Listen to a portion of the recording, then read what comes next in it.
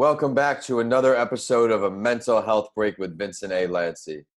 I'm excited to launch another episode for you all. I'm Vincent Lanci, speaker, coach, and author based out of Tampa, Florida. When I was 21 years old, I was the victim of a hit-and-run accident while walking home from a friend's birthday. After coming out of a coma and suffering from a traumatic brain injury, or you may know of as a TBI, I soon realized that it was time to put my mental health on a very high pedestal in my life. This transformative experience has led me to create a podcast that is all things mental health. Would it benefit you to hear from mental health professionals and influencers? Would it add value to your life to hear real life and authentic stories from mental health advocates who speak on their mental health, the issues they face, and how they actively combat them? If you answered yes to any of those questions, I want to start by congratulating you for making your mental health a priority. Thanks for stopping by. If you missed the last episode, be sure to download it after you tune in today. On this episode, I am happy to introduce my guest, Doron Lazarus. I met Doron through networking as he told me he was researching podcasts and he came across mine. He thought he could add value as a mental health advocate who battles his mental health difficulties and wanted to give back through sharing his story. He will soon get into more detail about that.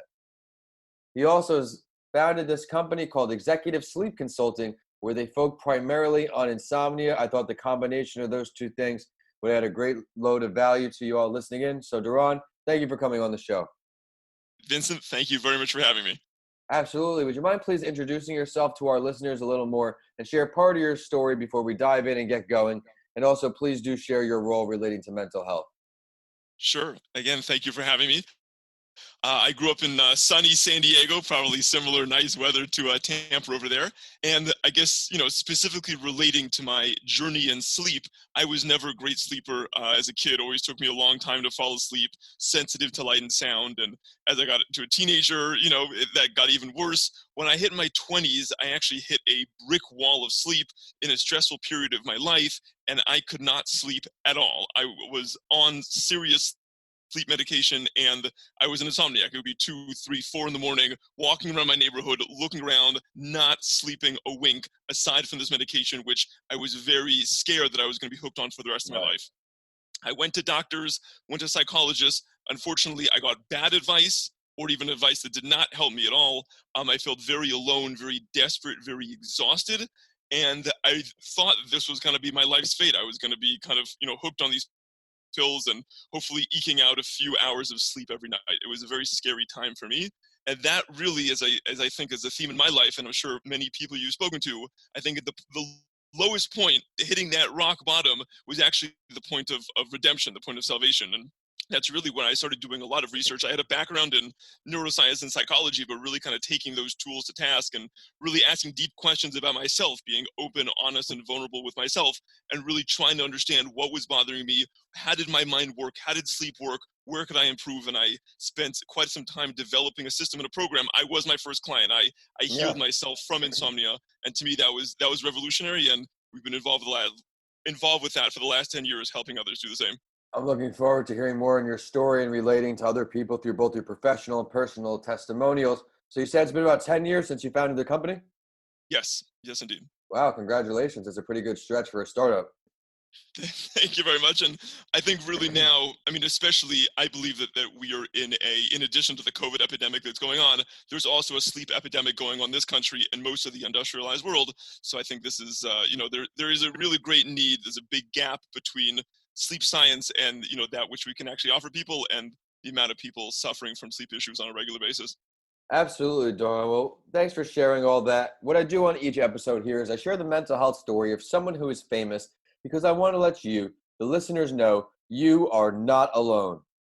I want you to understand that even though someone looks like they're healthy from the outside, they may not be on the inside too.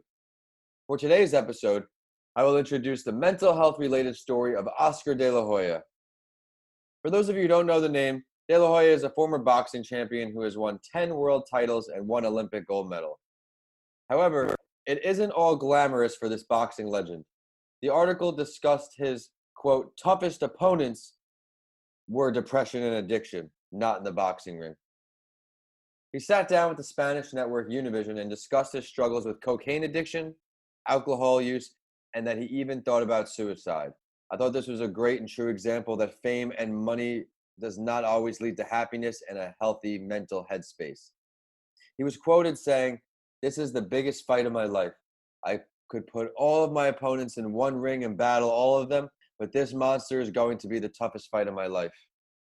When discussing drugs and alcohol as an escape route from the pressures of life, he said, quote, they took me to a place where I felt safe.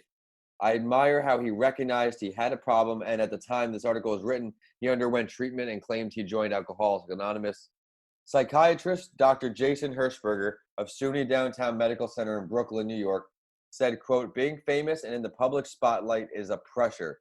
Often what happens in depression is there's a feeling you're not meeting the expectations of people around you, and fame can heighten those feelings. Depression and substance abuse, quote, are two horses that often run together, the doctor said. Tough men in America are often reluctant to get help for depression. Even desperate depression can lead to suicide. So often self-medicate and do things to feel better, such as partaking in drugs or alcohol. Doron, what do you take away from this story relating to his mental health? Well, Vincent, thank you very much for sharing that story. First of all, I know it's such a paradox that we can see these brave, ferocious fighters. I remember as a kid watching Oscar De La Hoya on HBO, and he was a beast in the ring. I mean, he just had so much energy, but kind of understanding that there was a story behind the story. And like you said, sometimes we can look at someone and they look so put together, they can look so healthy. And that's something certainly I experience a lot with my clients. Most of the people I work with, and there is kind of an interesting correlation, the brighter, the more driven, the more geared up that someone is in life, and the more that they're pushing the boundaries and Yes. setting the bar for everything they're doing, the worse they're sleeping. Usually very simple people, kind of average, mediocre people, do not have sleep issues in my experience. They go to sleep, they're just relaxed kind of people in general, but it's the real movers and shakers. And I think we definitely see that with Oscar, that he was, someone who was so primed, he was so geared up, he had so much energy, but you had this correlation that he was not able to find that balance. And I think really that's what all of mental health is about that balance. And also his, going to drugs as his first port and call, like you said, especially, in that culture, and, in a macho culture in general, people are very reluctant to reach out for help. Sometimes it's the quick fix, the substance fixes that which they go to. Many people that we work with are on sleeping medication, and granted, so I'm not saying that sleeping medication has no place in the medical world, but for a lot of people, it's really not the forced protocol. It's a lot harder addressing the issues head on, really understanding, getting to the root of their sleep. But many people are just going what I would call the easy route, taking the medication, which is actually causing them, a good deal of harm and challenge in the long run. I think you're absolutely right. The way I look at it is, yeah, short-term solution, which will lead to a long-term problem. Doing the little Right. things right, as you know, in the mental health world, you can't really take any shortcuts. And a lot of the things to improve your mental health are very simple in theory. And I'm sure we're going to get into it when we talk about some short and long term initiatives with you. So thanks for that insight here. And now it's time for the main event, Iran. What I do on each episode is I go over this series of 6 questions, which only slightly varies depending on if the guest is speaking on their own or others' mental health. By doing this, it allows me to deliver as much value and variety as possible to you, the listeners. You ready to go, Doron? Let's do it. Great. Many would agree that the more common or at least talked about types of mental health disparities are mood disorders, anxiety disorders, or schizophrenia disorders. What areas did you come across the most? So, insomnia is a very interesting combination. I believe that for most people, as it was for myself, insomnia was a combination of anxiety. Really, it's that fear of not being able to fall asleep that then fuels the vicious cycle of insomnia, and almost bedtime becomes one of fear, one of isolation, one of trepidation. And also with OCD, that if you have very racing thoughts, if you have thoughts that you can't get rid of, you can't let go, so that also plays into the insomnia. So I believe that anxiety and OCD are oftentimes combinations that we see, and they wreak their havoc on sleep as well. How early did you come across these disparities? So I think I really, and I think this kind of removing the stigma from mental health, I believe so many of us are even if we wouldn't, let's just say, be classically diagnosed, we're on a spectrum. You have people, everyone has challenges, whether it's occasional depression, occasional anxiety, OCD, mood disorders. No one's perfect. No one walks around, just scot-free of all these things. So I Right. definitely had anxious tendencies. I definitely had OCD tendencies. I think those things manifested themselves. They really came out of the woodwork when really kind of my sleep crisis happened. But looking back at it, I really lacked self-awareness to be able to nip them in the bud from an early stage. And sometimes it takes those rock bottom moments to really gain that perspective and really, kind of have hindsight's 2020 to really gain that self-awareness to be clear moving forward. Well, I think the more time you have to sit around and just sit there and think about everything that's going on in your life, you tend to over exaggerate the significance of the small events usually. But when did you first decide that a career relating to mental health and taking a stance on mental health, breaking down these stigmas, was the right path for you? Please enlighten us. That's a great question. Thank So you. I was always passionate about helping people. I think mental health was it really, as I was becoming a teenager and growing up, it was kind of coming out of the closet, so to say. It was becoming a lot more mainstream, less stigmatized. There was becoming a lot more knowledge and awareness of it. I really felt that it was such an all-encompassing field, really, to be able to get to the root of who people are and to really help them from the inside out. So I was really passionate. And I think really when I had my sleep crisis and I was able to find my own solution and move beyond that, that really charged me up to be passionate about helping others get through this as well. That's awesome. You were able to see the light in a dark situation at one point. I'm sure it was a very dark road, like we all battled in mental health, but it's very awesome to see how well you're doing. What was the first stance you took on mental health? When you first started making a difference, you first started realizing this is the space I want to be in as you created your business. Talk about it. What was the beginning like for you? Quick question. I believe that the first stance, and it's so pivotal in the mind of insomnia, is really to get people beyond the labels. Because anyone that struggled with a mental health issue, it can be on one hand, it can be eye-opening having a diagnosis and understanding, what the issues we have. On the flip side of that, having that label now on our head is it's so paralyzing. It's so debilitating for us to be able to move forward. So I Right. think one of the things that I really try to add to the insomniac community is to really get rid of those negative labels and really to get people beyond that. No, you actually don't have insomnia. You can sleep fine. We just have to teach you how. And for people to believe that, to believe in themselves, to have self-confidence that indeed they can do it, indeed take those steps. That's definitely something that I tried one of my first steps and definitely trying to integrate into the mental health world to get people beyond those negative labels and help them see that they can do it as well. Is your company e-commerce or do you have a physical location? Mainly e-commerce. I speak to clients. I spoke to a fellow in Sweden this morning. I speak to clients all over the world. So it's amazing with our technology how much we're able to help people and reach out internationally. Yeah, it's even great with these podcasts. I'm able to connect with people who are nowhere near me and have a face-to-face conversation just like this, which is awesome.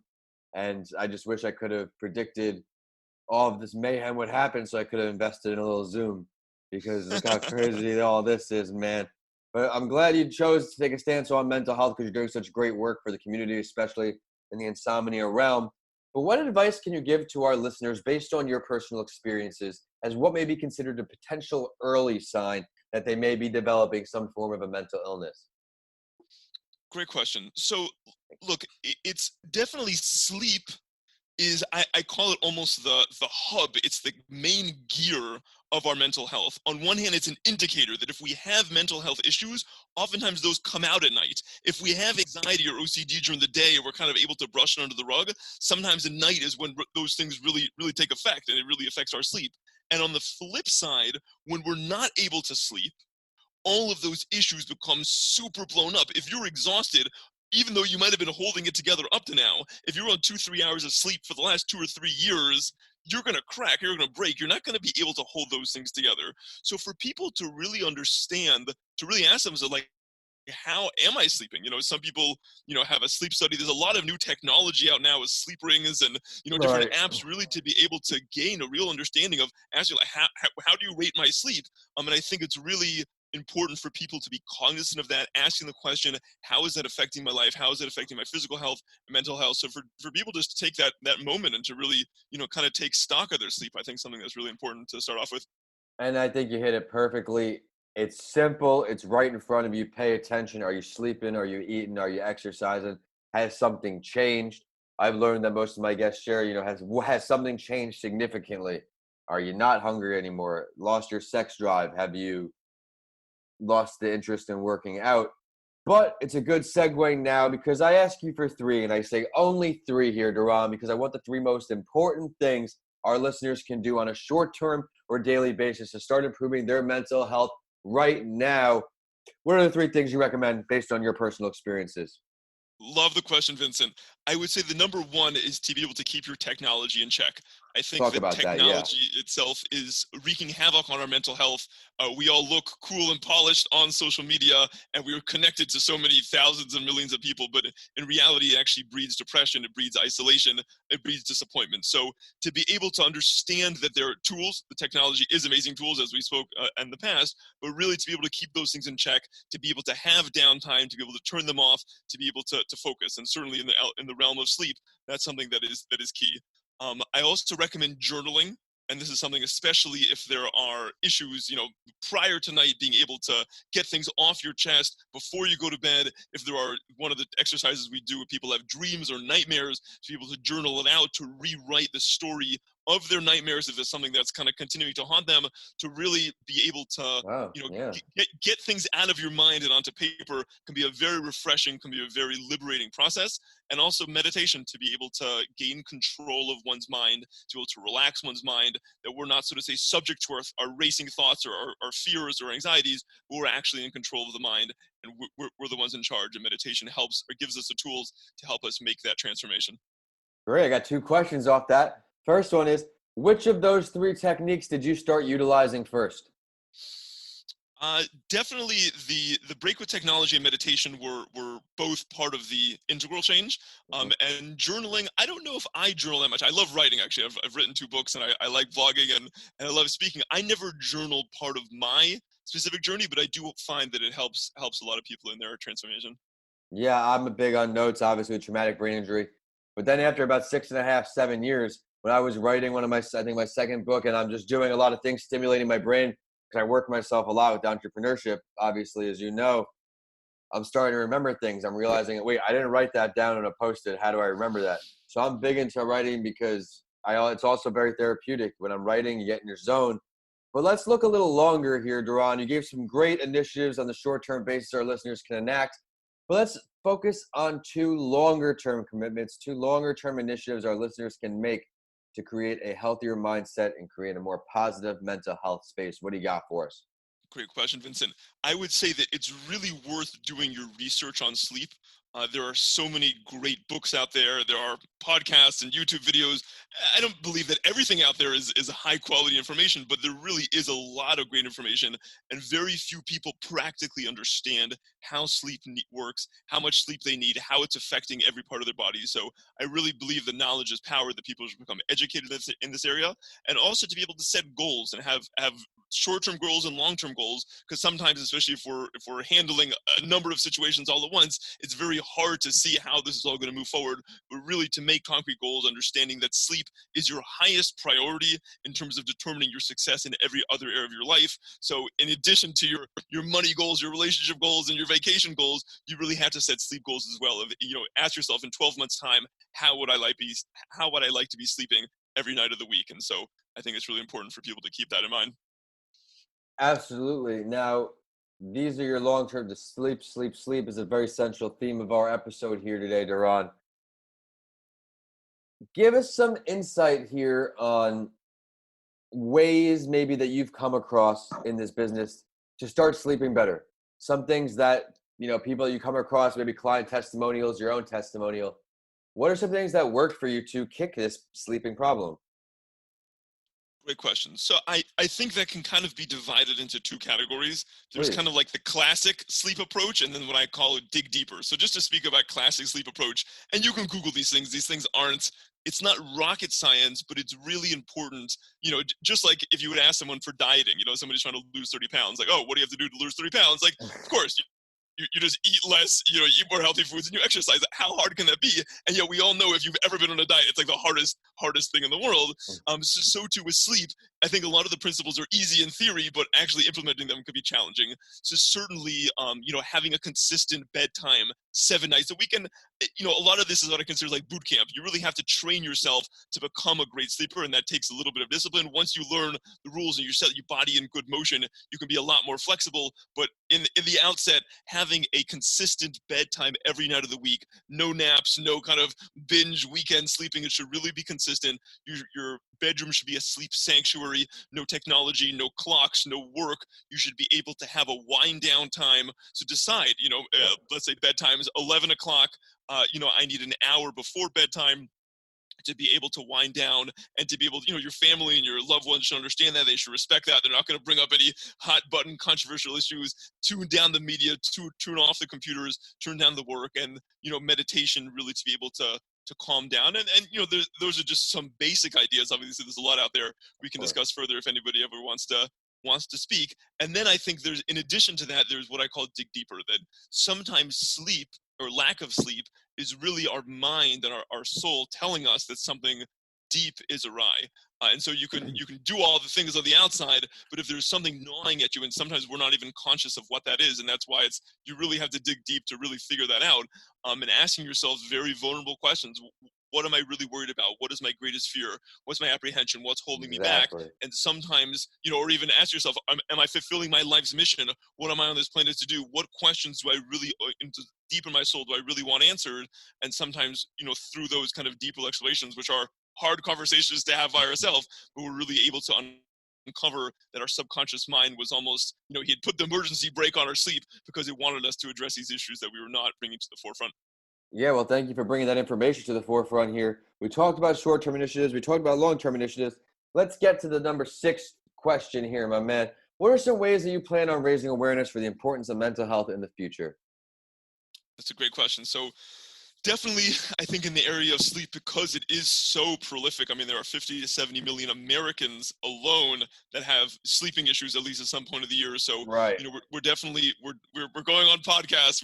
You can check out my blog. We have a lot of articles that are coming out now, building our email list, and really just trying to get the awareness out that you do not need to be suffering through sleep issues. The vast majority of people, I believe, that suffer from insomnia is really, if they had the tools, if they had the power within their hands to take back the night and take back the sleep, they could be doing a lot better. So we're really trying to get the word out as much as possible, understanding, especially in our, COVID crisis with quarantine and stress and, with the economy where it is, we're all going to need to kick in a high gear, and we're needing to have the energy that sleep is going to be able to give us. Yeah, do you have any ideas of which direction you're going to head down yet? Or you're still percolating thoughts, waiting on the coronavirus to play out a little more? We have everything in full gear. All systems go. We believe in today's day and age, there's definitely a lot to do, and we're trying to move forward on all avenues. And we appreciate the help. Obviously, if anybody feels passionate about this issue and wants to collaborate, we're all game. Absolutely. We'll definitely get to your information in a minute. But Doron, thank you so much for coming on. I appreciate you reaching out and getting on the show to make a difference with me today. I know the listeners are going to see all the value in your show. I love how you gave the personal testimony of how you suffered from this insomnia. You gave the personal examples too, walking around the neighborhood, things that are going to relate to our listeners. And you saw a need and found a solution to fill that void. I loved your initiatives because they're very straightforward and there's things that our listeners can do immediately. But Doron, it is time for the last word. And I do this on my other podcast, What It's Really Like to Be an Entrepreneur, as well, because I want our listeners to really get to know my guests. So is there something that you would like to share with our listeners that we did not get to touch on yet today?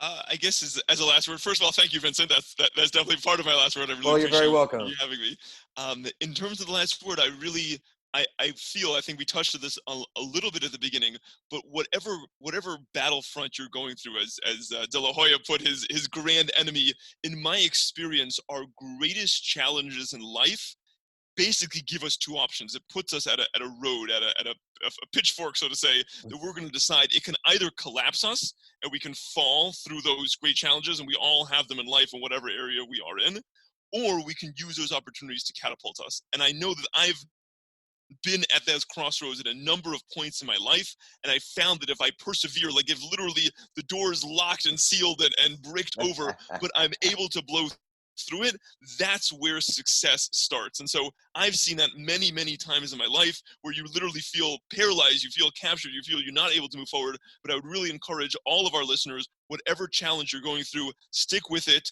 have determination, and try to use this as a stepping stool, as opposed to asking the question, why me? Ask the question, what now? And how can you use this challenge to catapult yourself forward, to be able to grow, to be able to learn, and to be able to transform the world around you? Awesome. Would you now please mind sharing that social media website, contact information for anybody who is passionate about this issue or wants to connect, request your services? Awesome. You definitely can look me up on social media. There's only one other Doron Lazarus in the world that I know. He lives in Australia. I'm not the one in Australia. I live in Chicago, Illinois. You can check me out on Facebook, check me out on LinkedIn, check out our website at lazarusconsulting.org. And I'm sure we'd love to be in touch. Absolutely. Everybody be sure to check out the information if you're curious on ways to improve your sleep or want to get in touch with Doron or maybe even buy some service right there. And it's social media time, and we're on whichever platform you like to use. It's a mental health break on LinkedIn, Instagram, and Facebook. And on Twitter, it's Podcast by Lanci, so you get updates from this show and what it's really like to be an entrepreneur. Of course, my handles are at Vincent A. Lanci on all social media and YouTube, and my website is vincentalanci.com. If you check out my books, DM me. I'd love to hear from you. We have Left for Dead, A Story of Redemption, and How to Transform Your Mindset When the Norm Is Changed. Both are on Amazon now. If you enjoyed today's episode, please continue listening and rate A Mental Health Break with Vincent A. Lanci 5 stars. I work hard to find value delivering guests for you on each episode. Thanks for listening, and I'll see you all on the next episode of A Mental Health Break with Vincent A. Lanci.